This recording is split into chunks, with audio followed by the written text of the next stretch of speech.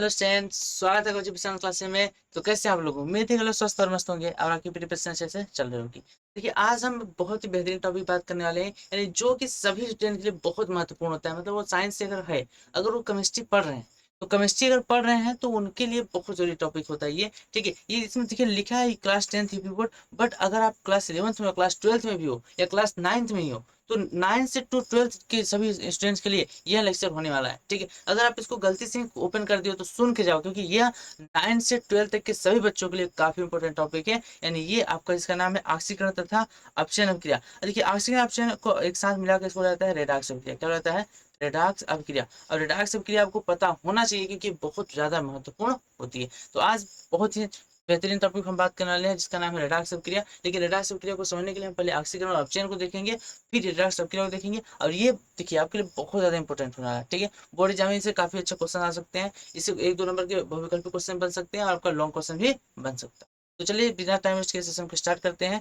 तो आप लोग को देखिए, ये आपका लेक्चर नंबर 3 है क्लास 10th के लिए। इसके पहले हमने 2 लेक्चर्स कंप्लीट कर लिया था, जिसमें हमने इस चैप्टर की काफी चीजें डिस्कस कर ली थी। इस चैप्टर का लास्ट पॉइंट आपका यही बचा है, ऑक्सीकरण तथा अपचयन एंड रेडॉक्स अभिक्रिया। इसी को आज यहाँ पे हम क्लीन करना है। लेकिन आपका अगर 9 to 12 आप किसी भी क्लास से है, तो देखिए ये टॉपिक आपके लिए महत्वपूर्ण है। ठीक है, हम आपको पूरा क्लास तो अटेंड नहीं करने के लिए करेंगे, आपको 3 के 3 लेक्चर अटेंड कीजिए अगर आप 10th नहीं है। लेकिन हाँ, आप क्लास 9th में भी है या क्लास 11th में या 12th में भी है, तो आपके लिए रेडॉक्स अभिक्रिया पढ़ना बहुत जरूरी होता है। चलिए स्टार्ट करते हैं। आज का सेशन बहुत ही महत्वपूर्ण होने वाला है। देखिए, ऑक्सीकरण अभिक्रिया, यानी ऑक्सीकरण तथा अपचयन, इन दोनों क्रियाओं को हम देखने वाले हैं। तो सबसे पहले हम देखेंगे ऑक्सीकरण को, फिर देखेंगे अपचयन को। तो ऑक्सीकरण देखिए कहा जाता है ऑक्सीडेशन। क्या कहा जाता है? ऑक्सीडेशन। अब ऑक्सीडेशन क्या होता है? ठीक है, देखिए ऑक्सीडेशन की एकदम सिंपल से आपको हम फॉर्मूला बता दे रहे हैं कि ऑक्सीडेशन आप पहचानें कैसे। अब इस चीज को पहचाना, पहचान सकते हो, बिल्कुल पहचान सकते हो, लेकिन कैसे करना है इन सभी चीजों को हम यहाँ पर एक एक करके क्लियर करते चलेंगे। ठीक है, तो देखिए ऑक्सीजन को पहचानने का सिंपल मतलब होगा किसी तत्व के ऑक्सीकरण संख्या, किसी तत्व के ऑक्सीकरण संख्या में वृद्धि। ऑक्सीकरण संख्या में क्या होना? देखिए, अगर किसी तत्व की ऑक्सीकरण संख्या में वृद्धि होती है, मतलब वो क्या है, वह आपका, अगर किसी भी तत्व की ऑक्सीजन संख्या में वृद्धि हो रही है, मतलब वहां पर उस तत्व का ऑक्सीकरण हो रहा है। क्या हो रहा है? ऑक्सीकरण। अब इसको पहचानने के लिए देखिए, ऑक्सीकरण कुछ निम्न प्रकार से आप पहचान सकते हो कि किस तत्व का ऑक्सीकरण हो रहा है या किसका ऑक्सीकरण हो रहा है। देखिए यहाँ पे 4 पॉइंट आपके लिखे हैं, इन 4 पॉइंट को हमें एक एक करके आपको समझाना है। ठीक है, बिल्कुल आप घबराइए नहीं, हर एक पॉइंट क्लियर करेंगे एकदम आराम से। तो चलिए सबसे पहले पहला पॉइंट पढ़ते हैं। पढ़ लीजिए आप क्या कर रहे हैं। ऑक्सीकरण वह प्रक्रिया है जिसमें, अब देखिए इसमें 4 पॉइंट में से कोई भी प्रक्रिया अगर हो रही है तो ऑक्सीकरण हो रहा है। पहला कह रहा है किसी पदार्थ में ऑक्सीजन का योग होना। किसी पदार्थ में क्या होगा? ऑक्सीजन का योग होना। जैसे इस चीज में आप देखिए कि अगर हमारे पास यहाँ पर है मैग्नीशियम। अब इसको अगर हम ऑक्सीजन के साथ क्रिया करा दे, रिएक्शन करा दे, ये बना देगा मैग्नीशियम ऑक्साइड MgO। क्या बना देगा? Magnesium oxide MgO। देखिए यहाँ पर मैग्नीशियम से ऑक्सीजन जुड़ रहा है। अगर मैग्नीशियम से ऑक्सीजन जुड़ रहा है, मतलब आप यहाँ बोल सकते हो, क्या बोल सकते हो कि यहाँ पर मैग्नीशियम का क्या हो रहा है? ऑक्सीकरण। मैग्नीशियम क्या हो रहा है? ऑक्सीकरण। ठीक है, या आप सिर्फ इसको देख बता सकते हो कि अगर किसी तत्व से ऑक्सीजन का संयोग हो रहा है, ऑक्सीजन किसी तत्व से जुड़ रहा है, तो जिस तत्व से ऑक्सीजन जुड़ रहा है उसका क्या होगा? ऑक्सीकरण। बिल्कुल सही बात है। देखिए आप क्या रहा है, मैग्नीशियम से आपको क्या रहा है? ऑक्सीजन जुड़ रहा है, मतलब मैग्नीशियम क्या क्या हो रहा है? ऑक्सीकरण। ये तो हमने इस बात से समझ लिया। अगर हमको ये बात पता होती कि ऑक्सीजन के जुड़ने से किसी भी तत्व का ऑक्सीकरण हो जाता है, तो हम ये बात क्लियर कर सकते हैं। अब इसको देखिए, हमने आपको जो बात बताई यहाँ पर क्या, कि किसी तत्व का ऑक्सीकरण संख्या में वृद्धि अगर होती है, तो मतलब वो ऑक्सीकरण। देखिए अब यहाँ पर किसी भी तत्व का अकेले या उदासीन अवस्था में किसी भी तत्व की ऑक्सीजन संख्या जो होती है वो होती है क्या? 0। यहाँ ऑक्सीजन की ऑक्सीजन संख्या 0 है, और यहाँ पर ऑक्सीजन साथ आ गया तो इसकी ऑक्सीजन संख्या +2 है, ऑक्सीजन की है -2। देखिए यहाँ पर मैग्नीशियम जो ऑक्सीजन संख्या वो कितना है? +2। +2 ऑक्सीजन संख्या, मतलब 0 से क्या हो रहा है? +2 हो रहा है। ये बताओ ऑक्सीजन बढ़ रहा है कि नहीं? बिल्कुल सर, यहाँ पर 0 से 2 हो रहा है, मतलब ऑक्सीजन संख्या बढ़ रही है, और ऑक्सीजन संख्या बढ़ रही है मतलब यहाँ पर उसका ऑक्सीकरण। तो पहला आपको समझ में आ गया। इससे भी, और जो हमको परिभाषा होता है इससे भी दोनों चीज क्लियर हो गया। दूसरा देखिए क्या कर रहा है, किसी पदार्थ के ऋण विद्युतीय अवयवों का योग होना, यानी किसी पदार्थ में है, किसी पदार्थ में अगर ऋण विद्युतीय तत्व का क्या हो रहा है? संयोग हो रहा है, उससे जुड़ रहा है। देखिए ऑक्सीजन तो जुड़ रहा है, ऑक्सीजन के अलावा अगर कोई ऋण विद्युतीय, कोई भी ऋणात्मक तत्व अगर किसी तत्व से जुड़ रहा है, तो उस तत्व का सदैव सदैव क्या होगा? यहाँ पर ऑक्सीकरण। मतलब क्या कहना चाहता है यहाँ पर, देखिए यहाँ पर कहना साफ साफ चाहता है। आप दूसरा की एग्जाम्पल यहाँ दे रहे हैं, ठीक है, एग्जाम्पल आप किसका देख रहे हैं, दूसरा का। दूसरा की एग्जाम्पल सपोज कीजिए आपके पास यहाँ पर है पोटेशियम, ये किससे क्लियर करेगा, क्लोरीन से, किससे, क्लोरीन से क्लियर करेगा, क्लोरीन से। तो ये बना देगा, देखिए आपका KCl, क्या बना देगा, KCl। मतलब यहाँ पर जो आपका क्लोरीन है, क्लोरीन एक ऋण विद्युतीय तत्व है जिस पर ऋणावेश होता है, कितना होता है, देखिए क्लोरीन पर आपका होता है Cl-। तो ये जब पोटेशियम से जुड़ रहा है, मतलब यहाँ पर साफ साफ क्लियर हो रहा है कि पोटेशियम का यहाँ पर क्या हो रहा है, ऑक्सीकरण। पोटेशियम क्या क्या हो रहा है, यहाँ पर पोटेशियम का आपका हो रहा है ऑक्सीकरण। कि यहाँ पर आपका पोटेशियम का ऑक्सीकरण हो रहा है, कैसे, क्योंकि यहाँ पर एक ऋण विद्युत तत्व से जुड़ रहा है। या फिर ऑक्सीकरण संख्या सब देखना चाहते हो तो देखो यहाँ पर पोटेशियम की संख्या है 0 और यहाँ पर पोटेशियम का ऑक्सीकरण संख्या है +1। ये 0 का हो गया +1, तो यहाँ से इस प्रकार आप बता सकते हो कि ऑक्सीजन संख्या इसकी कितनी है, बढ़ रही है, अगर बढ़ रही है तो बिल्कुल डिफरेंशियल ऑक्सीजन। अगर आपको यहाँ पर एक टॉपिक में दिक्कत आ रहा हो कि किस तत्व पर कितना प्लस या किस तत्व पर कितना माइनस होता है, ये अगर आपको निकालना नहीं आता है तो ये जरूर जरूर कमेंट में आप करके जाइएगा कि सर हमको ये नहीं पता है कि किस तरीके से किस तत्व पर कितना प्लस या कितना माइनस होता है, इसको कैसे निकाला जाता है। तो आप कमेंट कीजिए, इस पर जरूर वीडियो, एक अलग से वीडियो बनाया जाएगा जिसमें आपको पूरा प्लस और माइनस कैसे बनता है इस चीज़ को अच्छे से एक्सप्लेन किया जाएगा। तो कमेंट में जरूर कीजिएगा कि आपको इस पर वीडियो चाहिए या आपको पता है। अगर पता है तो अच्छी बात है, नहीं पता है तो कमेंट में बता दीजिए, इस पर एक नया वीडियो बन जाएगा, सेपरेट वीडियो बन जाएगा। ठीक, तो ये दूसरा पॉइंट आपका हो गया। अब इसके आता है तीसरा पॉइंट। अब तीसरा पॉइंट देखिए आपको क्या कर रहे हैं यहाँ पर, कह रहा है कि किसी पदार्थ से हाइड्रोजन पृथक होता है। देखिए अगर किसी पदार्थ से अगर हाइड्रोजन पृथक हो रहा है मतलब अलग हो रहा है, तब पर वहाँ पर क्या होता है, ऑक्सीकरण। अगर क्या हो रहा है, हाइड्रोजन वहां से पृथक हो रहा है तो क्या हो रहा है, हाइट यहाँ पर ऑक्सीकरण। इस चीज को हम यहाँ देखते हैं। देखिए तीसरा है, तीसरा का एग्जाम्पल, तीसरा एग्जाम्पल जैसे सपोज कीजिए यहाँ पर क्या है, NH3, ये आपकी है अमोनिया, ये क्या है आपकी, यहाँ पर आपकी है अमोनिया, ठीक है। अमोनिया अगर ये क्या करे, देखिए ये अगर यहाँ से N2 + CH2 में बदल जाए, मतलब यहाँ देखिए क्या हो रहा है, हाइड्रोजन अलग हो रहा है। जब किसी तत्व से हाइड्रोजन अलग हो जाए तो मतलब यहाँ पर नाइट्रोजन हाइड्रोजन बन गया, तो देखिए यहाँ नाइट्रोजन हाइड्रोजन साथ में था, यहाँ पर नाइट्रोजन से हाइड्रोजन क्या हो रहा है, अलग हो गया। मीन्स यहाँ पर नाइट्रोजन का क्या हो रहा है, ऑक्सीकरण, क्या हो रहा है, ऑक्सीकरण हो रहा है। ये नाइट्रोजन क्या पर ऑक्सीकरण हो रहा है। तो इसे इस तरीके से आप इन चीजों को ध्यान दीजिए, ठीक है, इस तरीके से इन चीजों को ध्यान दीजिए। तो ये आपका हो गया तीसरे का एग्जाम्पल। अब हम देखते हैं चौथे और लास्ट का एग्जाम्पल। लास्ट देखिए आपको क्या कह रहा है, किसी पदार्थ के धन विद्युतीय अवयव का पृथक होना। देखिए या तो हाइड्रोजन पृथक हो या धन विद्युत तत्व पृथक हो। एक्चुअली में इसको भी देख लीजिए, फिर आपको हम दोनों का मतलब समझाते हैं कि किसी पदार्थ के धन विद्युतीय अवयव का पृथक होना मतलब क्या होता है, उसमें से कोई धन विद्युतीय तत्व अलग हो जाए। जैसे यहाँ पर अगर आपके पास क्या है, अगर आपके पास यहाँ पर है कॉपर ऑक्साइड, क्या है, कॉपर ऑक्साइड, और इसे आप गर्म कर दिए, क्या कर दिए, गर्म कर दिए, ये बना दिया कॉपर + ऑक्सीजन। मतलब इससे ऑक्सीजन क्या हो गया, अलग हो गया। जैसे आपने इसे गर्म किया तो ऑक्सीजन अलग हुआ, कॉपर अलग हो गया। तो यहाँ पर देखिए जो कॉपर था, जो कॉपर है ये देखिए क्या हो रहा है, अलग हो रहा है, किससे, ऑक्सीजन से। अच्छा ये 1 मिनट, यहाँ पर आपका क्या है, जो कॉपर है ये किससे अलग हो रहा है, ऑक्सीजन से। मीन्स कॉपर देखिए क्या है, एक धन तत्व है। तो यहाँ पर अगर आप ऑक्सीजन को देखेंगे, किसको देखेंगे, ऑक्सीजन को। देखिए ऑक्सीजन, अच्छा कंफ्यूज तो नहीं हो जा रहे हैं आप, सर ऑक्सीजन तो फिर से आ गया, अभी पिछले ऑक्सीजन देखे थे। अगर आप कंफ्यूज हो रहे हो तो कुछ और ले लेते हैं, चलिए कंफ्यूज हो रहे हो तो ठीक है भाई, रुक जाओ रुक जाओ, कुछ और ले लेते हैं आपके लिए। चलो यहाँ पर ले लेते हैं क्लोरीन Cl2, और यहाँ पर आपका Cl। अब देखिए अब अगर आप देखेंगे तो अब आप कंफ्यूज नहीं होंगे। देखिए क्लोरीन क्या है, एक ऋण विद्युतीय तत्व। तो यहाँ पर कॉपर आपका एक धन विद्युतीय तत्व है। कॉपर जब क्लोरीन से अलग हो जाए तो यहाँ पर जो क्लोरीन है इसका क्या हो रहा है, ऑक्सीकरण हो रहा है, क्या हो रहा है, ऑक्सीकरण। यही वहां पर लिखा था कि अगर किसी तत्व से धन विद्युत तत्व अलग हो जाए, यानी यहाँ पर देखिए क्लोरीन से क्या हो रहा है, कॉपर आपका एक धन विद्युत तत्व जो कि अलग हो रहा है। तो जब किसी तत्व से कोई धन विद्युत तत्व अलग हो जाता है तो उसका क्या होता है, उसका होता है ऑक्सीकरण। तो क्या होता है, ऑक्सीकरण। तो ये इन्होंने 4 बातें बताई। एक्चुअली 4 बातें ना, मात्र 2 बातें हैं, इन्होंने 4 बातें बना बसती हैं, 2 ही बातें। अब लोग सर वो कैसे, आपने तो 4 पढ़ा दिया फिर कह रहे हैं 2 ही होती है। बिल्कुल हाँ 2 ही होती है, देखो ध्यान से। अच्छा तो ऑक्सीजन, यहाँ पर क्या कहा है, ऑक्सीजन का योग होना, और यहाँ पर ऋण विद्युतीय अवयव का योग होना।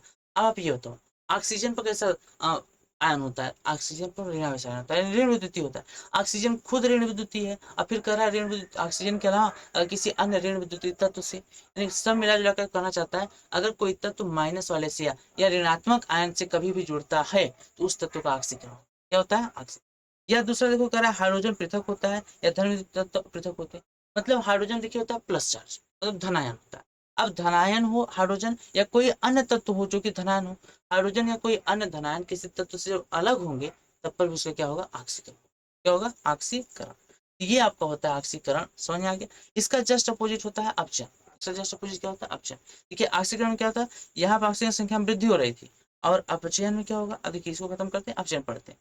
तो अपचयन में देखिए क्या होगा, एकदम सिंपल सी बात, अपचयन में आपका होगा, इसमें जो आपके ऑक्सीकरण संख्या होगा, ऑक्सीकरण संख्या, तो ऑक्सीकरण संख्या जो होगा उसमें आपको क्या है कि कमी आएगी, क्या है कि कम। इसके पहले वाले में ऑक्सीजन संख्या की वृद्धि हो रही थी, ऑक्सीजन संख्या में क्या हो रही थी, वृद्धि, लेकिन यहाँ पर ऑक्सीजन संख्या में कमी होगी, क्या होगी, कम।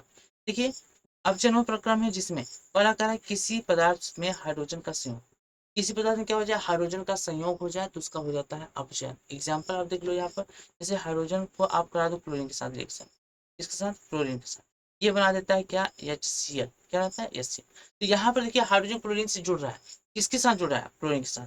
मतलब अगर यहाँ पर क्लोरीन के साथ जुड़ रहा है, इसका मतलब बोल सकते हो कि क्लोरीन का यहाँ पर क्या हो रहा है, अपचयन। क्या हो रहा है, अपचयन। क्यों, क्योंकि क्लोरीन से हाइड्रोजन जुड़ रहा है, हाइड्रोजन जिस तत्व से जुड़ता है उसका होता है अपचयन। तो क्या होता है, अपचयन। ये कथन बता रहा है कि अगर यहाँ पर हाइड्रोजन जुड़ रहा है, इस कथन को अगर आप पढ़े तो बता सकते हो कि इसका अपचयन हो रहा है। दूसरा आपका आता है किसी पदार्थ के धर्म तत्व का संयोग, या तो देखिए हाइड्रोजन संयोग हो जाए, जिससे आपको पीछे बताए थे हाइड्रोजन और आपका धर्म तत्व सेम होते हैं, या कोई धर्म तत्व यहाँ पर संयोग हो जाए। सपोज करें यहाँ पर पोटेशियम आपका है, पोटेशियम किसी रिएक्शन कर लेता है ब्रोमीन से, अब ब्रोमीन से रिएक्शन करके ये बना देता है KBr, क्या बनाता है, KBr। तो यहाँ पे देखिए आपका जो पोटेशियम था, यानी पोटेशियम ब्रोमीन के साथ आया, इसका मतलब ब्रोमीन का क्या हो रहा है, ब्रोमीन क्या हो रहा है, अपचयन। ब्रोमीन क्या हो रहा है, अपचयन। क्यों, क्योंकि इसके साथ एक धन विद्युतीय तत्व है, ये जो पोटेशियम है, पोटेशियम क्या है, एक धन विद्युतीय तत्व है, यानी इसमें प्लस चार्ज होता है। जब प्लस चार्ज वाले किसी तत्व से जुड़ जाते हैं तो उस तत्व का क्या हो जाता है, अपचयन हो जाता है। क्या हो जाता है, अपचयन। मीन्स यहाँ पर ब्रोमीन का क्या हो रहा है, अपचयन। इसी तरीके से हम आगे बढ़ते हैं। देखिए इसको थोड़ा सा लीगल तरीके से लेते हैं, यहाँ पर ब्रोमीन पर नीचे 2 होता है, कभी अकेला नहीं होता, ठीक है, तो ध्यान दें। अगला आपका कह रहा है किसी पदार्थ से ऑक्सीजन का पृथक होना, अगर किसी पदार्थ से ऑक्सीजन अलग भी हो रहा है ना, तो वहां पर उसका क्या हो रहा है, ऑक्सीकरण। क्या हो रहा है, ऑक्सीकरण। जैसे एग्जाम्पल लेते हैं, तीसरे के एग्जाम्पल नीचे लेते हैं, ठीक है, तीसरे के एग्जाम्पल यहाँ नीचे लेते हैं। तीसरा तीसरे के एग्जाम्पल देखिए क्या होगा, ऑक्सीजन से पृथक होना, यानी किसी पदार्थ से ऑक्सीजन से पृथक होता है तो उसका क्या चीज यहाँ पर होता है। तो सपोज करो यहाँ देखिए आपके पास है K2O2, इसमें आपका देखिए ये आपका पोटेशियम पर ऑक्साइड, पोटेशियम पर ऑक्साइड। अगर इसको आप रिएक्शन करा दो यहाँ पर, ये बना देगा K2O प्लस ऑक्साइड। देखिए यहाँ पे ऑक्सीजन क्या होगा, इससे पृथक हो गया। अब जरूरी है कि पूरा ऑक्सीजन पृथक हो जाए, अगर ऑक्सीजन की थोड़ी सी मात्रा भी अलग हो रही, मीन्स यहाँ पर पोटेशियम क्या हो रहा है, अपचयन। अच्छा ये थोड़ा सा, ये रिएक्शन आपका यहाँ पर एग्जाम्पल नहीं होगा, चलिए दूसरा रिएक्शन आपको ले लेते हैं, ठीक है, कंफ्यूज मत होइएगा। ये रिएक्शन यहाँ पर सटीक एग्जाम्पल नहीं था, चलिए कुछ और लेते हैं। किसी पदार्थ से हम क्या करें, ऑक्सीजन को पृथक करा, जैसे हमने अभी विद्युत अपघटन में देखा था कि जल से अगर हम क्या करें, इसको विद्युत अपघटन कराते हैं तो ये बनाता है H2+O, यानी जल से देखिए हाइड्रोजन से ऑक्सीजन क्या हो रहा है, पृथक हो रहा है। यानी इस अभिक्रिया में यहाँ पर हाइड्रोजन से क्या हो रहा है, ऑक्सीजन पृथक हो रहा है। जब हाइड्रोजन से ऑक्सीजन पृथक हो रहा है, मतलब यहाँ पर हाइड्रोजन का क्या हो रहा है, यहाँ पर हाइड्रोजन को हो रहा है अपचयन। क्या हो रहा है, अपचयन। तो हाइड्रोजन से अगर ऑक्सीजन अलग हुआ या किसी भी तत्व से ऑक्सीजन अलग होता है तो उसका क्या होता है, अपचयन। एक लास्ट पॉइंट आपको कहा है किसी पदार्थ से ऋण विद्युतीय अवयव अगर पृथक हो जाए तो उसका भी अपचयन हो जाता है। जैसे एकदम सिंपल सी बात, हमने देखा था सोडियम क्लोराइड को, क्या आपने देखा सोडियम क्लोराइड को, विद्युत अपघटन किसने दिया था, सोडियम प्लस क्लोरीन। क्या यहाँ सोडियम प्लस क्लोरीन दिया था।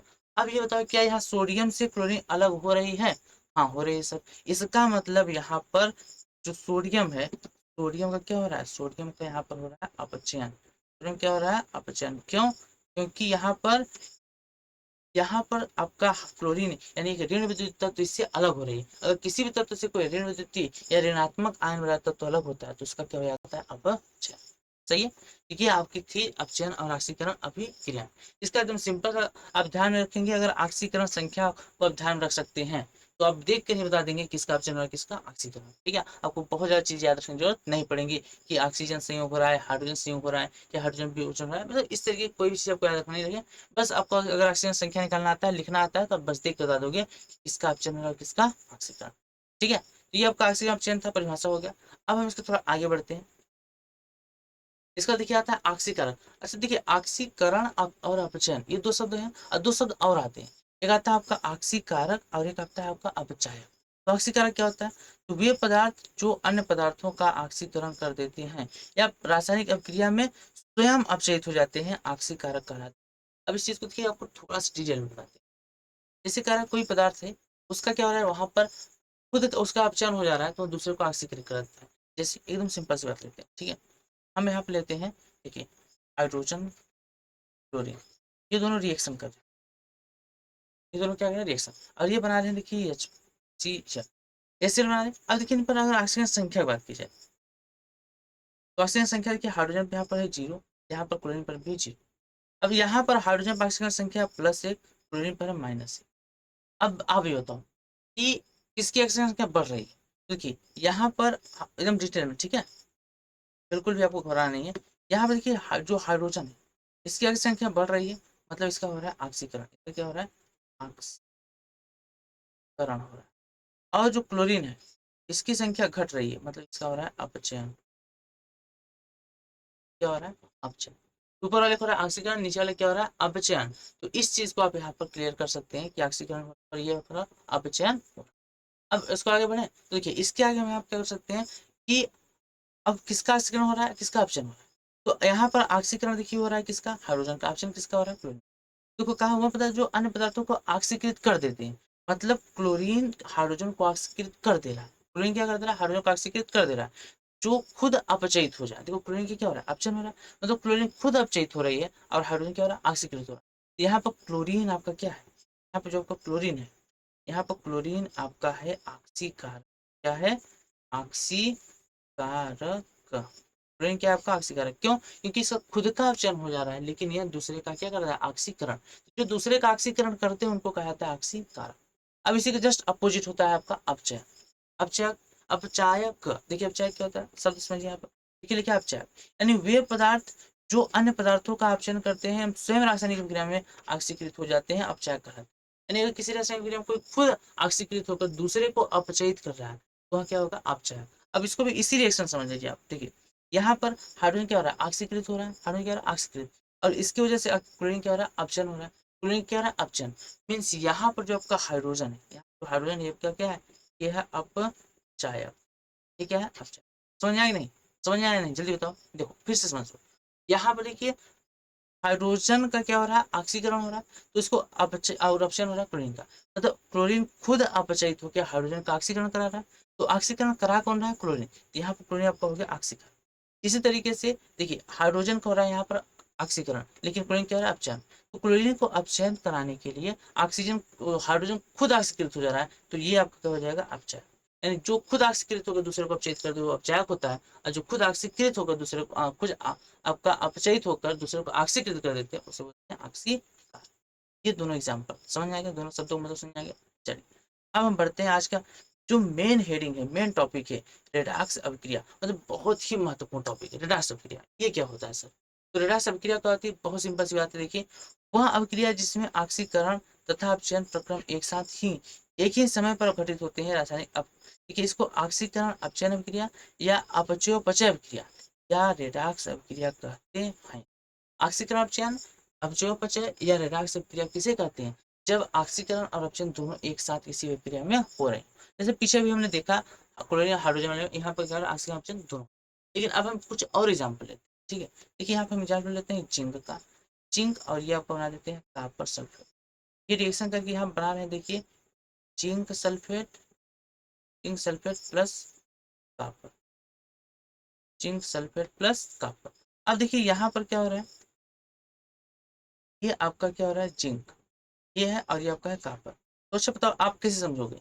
ऑक्सीकरण संख्या से। यहाँ पर देखो इस तरीके जब रिएक्शन आती है ना, तो आपको ऑक्सीकरण संख्या से ही समझना पड़ता है, क्योंकि यहाँ पर ना कुछ प्लस वाला जुड़ा है, ना माइनस वाला जुड़ा है, ना घट रहा है, ना निकल रहा है, कुछ नहीं हो रहा है। तो इस तरीके की चीजों को निकालने के लिए आपको यहाँ पर चीजें पता होनी चाहिए। चलिए बता देते हैं। देखिए जिंक पर यहाँ पर है 0 ऑक्सीकरण संख्या, यहाँ पर कॉपर पर है +2, और यहाँ पर जिंक पर है +2 और कॉपर पर है 0 ऑक्सीकरण संख्या। अब ध्यान दो, ध्यान दोगे तो आपको देखो क्या दिखेगा कि जिंक 0 से आपको हो रहा है +2, मतलब इसकी ऑक्सीजन क्या बढ़ रही है? क्या हो रही है? बढ़ रही है। मतलब इसका क्या हो रहा है? इसका हो रहा है ऑक्सीकरण। क्या हो रहा है? ऑक्सीकरण। और फिर देखिए कॉपर सल्फेट का 2 से 0 हो जा रहा है, मतलब घट रहा है। घट रहा है मतलब इसका क्या हो रहा है? अपचयन। क्या हो रहा है? अपचयन। जब ऑक्सीजन की संख्या बढ़ती है तो उसे बोलते हैं ऑक्सीकरण, और जब ऑक्सीजन की संख्या घट रही होती है तो उसको बोलते हैं अपचयन। तो यहाँ पर जिंक का ऑक्सीकरण हो रहा है और कॉपर का अपचयन हो रहा है। अब बताओ क्या एक ही क्रिया में दोनों क्रिया हो रही है कि नहीं, यानी एक ही रिएक्शन में दोनों चीजें हो रही है कि नहीं, ऑक्सीकरण भी हो रहा है अपचयन भी हो रहा है। मतलब ये किसका उदाहरण है, ये आपका उदाहरण है रेडॉक्स अभिक्रिया। ये रेडॉक्स अभिक्रिया क्या है, उदाहरण। ये आपका रेडॉक्स अभिक्रिया क्या है, उदाहरण। समझ में आ गया आपको, क्लियर है। चलिए एक आपको यहाँ पर देते हैं हम एसडब्ल्यू, आप खुद इसको करोगे कि किसका ऑक्सीकरण है किसका अपचयन, आप बताओगे क्या है इसमें रासायनिक क्रिया हो रही है कि नहीं। देखो क्या यहाँ पर दे रहे हैं, आपको यहाँ दे रहे हैं सोडियम प्लस यहाँ पर क्लोरीन, ये दोनों मिलकर बनाएंगे क्या, सोडियम क्लोराइड। क्या यह एक रेडाक्स क्रिया है, इसको आपको बताना है। एक और रिएक्शन देते हैं आपको यहाँ पर, देखिए हाइड्रोजन और ऑक्सीजन, ये दोनों मिलकर यहाँ बनाएंगे H2O। तो इसको भी आपको बताना है क्या है, एक रेडाक्स क्रिया का उदाहरण है या नहीं। ये आपको कमेंट में करके जरूर बताना है कि क्या है दोनों रिएक्शन रेडाक्स क्रिया के उदाहरण है या नहीं। अगर हाँ है तो बिल्कुल हाँ लिखिएगा, नहीं है तो नहीं लिखिएगा, निकाल के जरूर कमेंट कीजिएगा, ठीक है। चलिए अब हम इसके आगे बढ़ जाते हैं। रेडाक्स अपक्रिया की बात की, ऑक्सीकरण अपक्रिया तथा जो आपका अपचयन होता है, इनका दैनिक जीवन में कुछ निम्नलिखित प्रभाव पड़ते हैं। देखिए दो प्रभाव पढ़ने छोटे, एकदम थोड़ा सा टॉपिक पढ़ लेते हैं। इसके दो प्रभाव में पहला प्रभाव देखिए होता है आपका संक्षारण। संक्षारण मीन्स क्या होता है, कोरेशन। कोरेशन मीन्स होता है वह अभिक्रिया जिसमें धातु या वायु, ऑक्सीजन या नमी या अन्य रसायनों से कोई धातु की सतह वो वायु से, नमी से या किसी अम्ल से, अन्य रसायनों में आपका अधिकतर अम्ल आते हैं, अम्ल से अभिक्रिया द्वारा धीरे धीरे क्या होती है, नष्ट हो जाती है और संक्षारण कराती है। अगर वो क्या है दूसरे पदार्थ क्या नष्ट हो रही है तो उसे बोलते हैं संक्षारण। जैसे लोहे का जंग लगना, देखो उदाहरण लोहे पर जंग लगना, चांदी के आभूषणों का काला परत जमना आदि संक्षारक को धातुओं।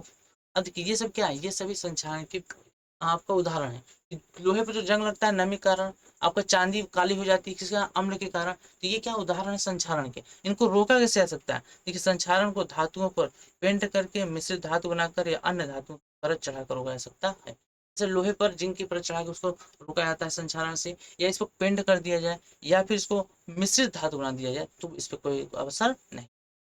ये आपका संक्षारण था। दूसरा आपका है विकृत गंध।